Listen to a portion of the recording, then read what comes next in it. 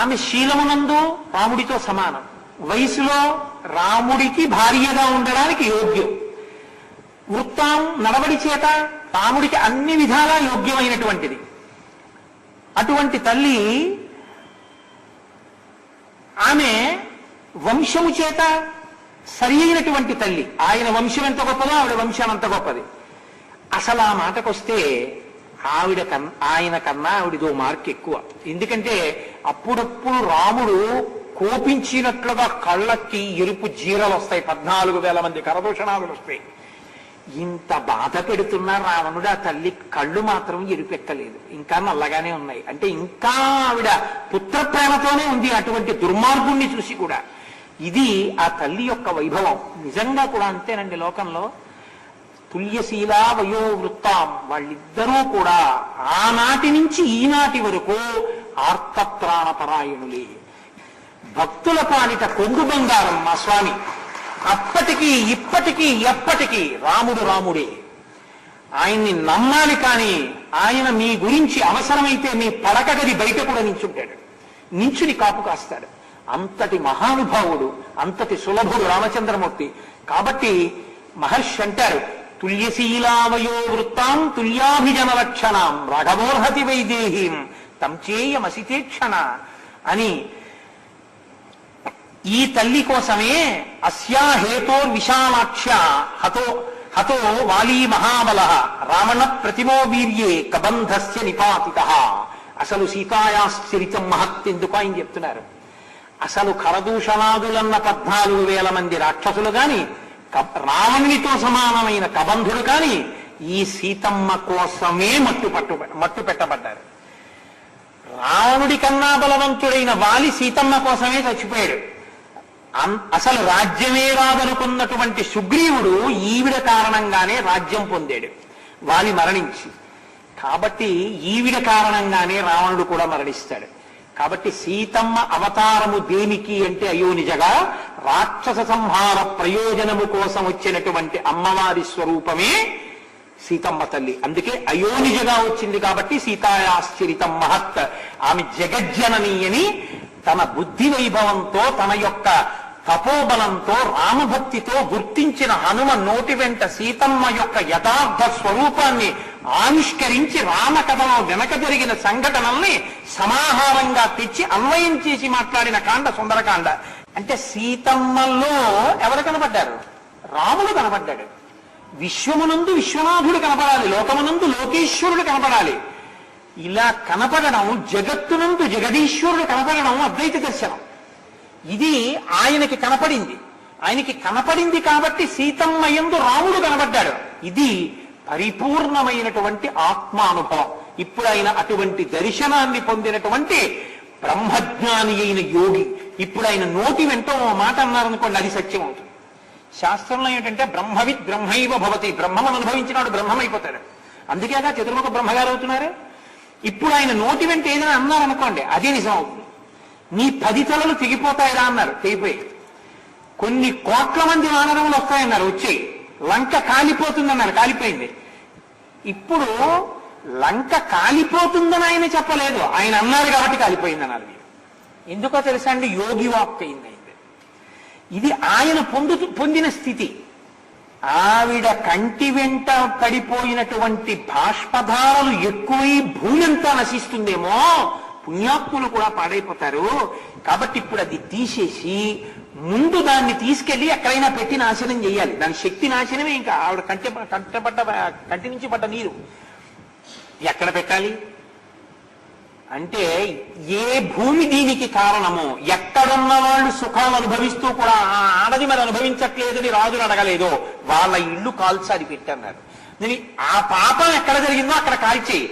ఆ తర్వాత రాముడు వచ్చి గబగబా ఆవిడ ఏడవకుండా చేస్తారనుకున్న హనుమ రామాయణంలో సుందరకాండలో సాధించినటువంటి అద్భుతమైన ఘనత ఏమిటో తెలుసా అండి? ఈ భూమి నశించిపోకుండా కాపాడారు పతివ్రత కంటిధారుల వలన. ఆ పాపాన్ని అక్కడతో లంకని కాల్చారు. ఇక ఏడవలసిన అవసరం లేకుండా ముట్టుకోకుండా కన్నీళ్లు తుడిచి ఆవిడ స్వాంతన పొందేటట్టు చేశారు. దీని వలన సీతమ్మ దుఃఖోపశాంతి కాదు, ఈ లోకమంతా శాంతిని అనుభవించింది. లోకమంతా శాంతి అనుభవించేటట్టు చేసిన హనుమ యొక్క వీరగాథ కాబట్టి ఇది విన్న వాళ్ళ యొక్క తాపాలు కూడా ఉపశమిస్తాయి. అందుకే సుందరకాండ చదువుకోండి, సుందరకాండ చదువుకోండి, సుందరకాండ వినండి అంటారు. శ్రీరామాయణంలో చమత్కారం ఏమిటంటే రామచంద్రమూర్తి యొక్క పట్టాభిషేకం జరిగితే రాముడు కొంతమందికి కానుకలు ఇచ్చాడు, సీతమ్మ కొంతమందికి కానుకలు ఇచ్చింది. సీతారాములు ఇద్దరూ కలిపి ఒక్కడికే కానుకిచ్చారు. అది ఎవరికి? ఆవిడ మెళ్ళలోంచి ముత్యాలహారం తీసి పట్టుకుని చూసింది, ఏమి మాట్లాడలేదు, రాముడి వంక చూసింది ఇలాగా. అదేంటి అందరికి ఇచ్చాం కదా మళ్ళీ ఇదెవరికి అని అడిగాడు అనుకోండి, ఈవిడ మనసాడు ఆయనకి అర్థం కాలేదనే కదా గుర్తు. ఆయన ఏమన్నారో తెలుసా అండి, సీత ఈ హారం ఇద్దాం అనుకుంటున్నావా? ప్రదేహి సుభగే హారం యస్య తుష్టాసి భామిని పౌరుషం విక్రమో బుద్ధిర్యస్మిన్యత అని సర్వశః యుద్ధకాండ. నువ్వు ఇద్దామనుకుంటే పౌరుషము, బుద్ధి, పరాక్రమము, బలము, నీ సౌభాగ్యమునకు కారణము ఎవరో ఆయనకి అన్నాడు. ఆవిడ వెంటనే హనుమకిచ్చింది. హనుమ మెళ్ళ వేసుకున్నారు. ఇద్దరూ కలిసి ఇచ్చింది హనుమకి. ఇద్దరి మనసులు, ఎవరి మనసు వారి దగ్గర లేదు, ఇంకొకరి దగ్గర ఉంది. వాల్మీకి రామాయణం కాదు కానీ ఒక చోట హనుమ యొక్క భక్తికి ఒక మాట చెప్తారు. వాల్మీకి రామాయణం కాదు, మీరు చాలా జాగ్రత్తగా గుర్తుపెట్టుకోవాలి. కానీ అందం కోసం ఓ మాట చెప్తూ ఉంటారు. రామచంద్రమూర్తి పట్టాభిషేకం అయిపోయిన తర్వాత అందరూ అన్ని విధులు వేసుకున్నారు. నేను ఇచ్చేస్తాను, నేను ఇచ్చేస్తాను, నేను ఇచ్చేస్తాను. హనుమ అలా కూర్చున్నారు. నువ్వేం చేస్తావు హనుమ అని అడిగారు రామచంద్రమూర్తి. అందరూ అన్ని పనులు తీసేసుకున్నారుగా, ఇంక నీకేం పనులు, ఏం చేస్తావు? స్వామి, ప్రభువు ఆవలించినప్పుడు తనకి తాను చిటిక వేసుకోకూడదు, చిటిక వేయకుండా ఆవలించకూడదు. కాబట్టి నేను మీరు ఆవలిస్తే చిటికేస్తానన్నాడు. ఆవలింత ఎప్పుడు వస్తుంది?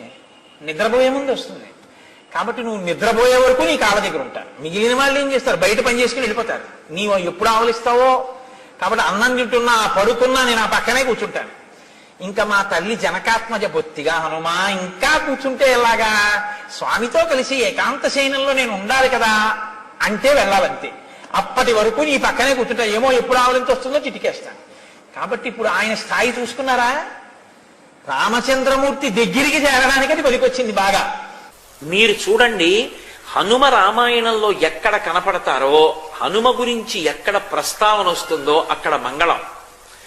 కోట్లకి కోట్ల మంది కూడా హనుమ కనపడినా, హనుమ పేరు చెప్పినా, హనుమ స్తోత్రం చేసినా, హనుమ జోక్యం చేసుకున్నా బ్రతుకుతారంతే. అందుకే ఎటువంటి దానికైనా విరుగుడెవరు అంటే స్వామి హనుమ ఒక్కరే. ఏళ్ళనాటి శనిలో జాతకం ఉందనుకోండి, సుందరకాండలో 48వ సర్గ పారాయణ చేస్తారు. 48వ సర్గ పారాయణ చేస్తే ఏళ్ళనాటి శని యొక్క ఉపద్రవం కూడా ఉపశమిస్తుంది. హనుమ పేరు చెప్పి హనుమకి పూజ చేస్తే వెంటనే శనీశ్వరుడు కూడా తన యొక్క విశేషమైనటువంటి శక్తిని తగ్గించేస్తాడు. తగ్గించి జాతకుడికి శాంతి కలిగేటట్టుగా చేస్తాడు. ఆయన లాంటి మహానుభావుడు, ఆయన అంత తేలికగా ప్రసన్నమయ్యేవాడు మీకెక్కడా కనపడడం. హనుమ విషయంలో మీకు ఎదురుగుండా ఒక మూర్తిని కూడా పెట్టి పూజ చెయ్యక్కర్లేదు.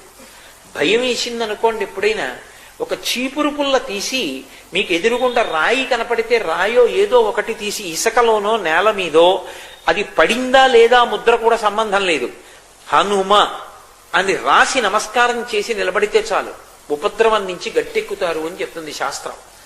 అందుకే హనుమ అత్యద్భుతమైనటువంటి రీతిలో కనపడేటటువంటి సుందరకాండకి ఇప్పటికీ పెద్దలు ఒక మాట చెప్తారు.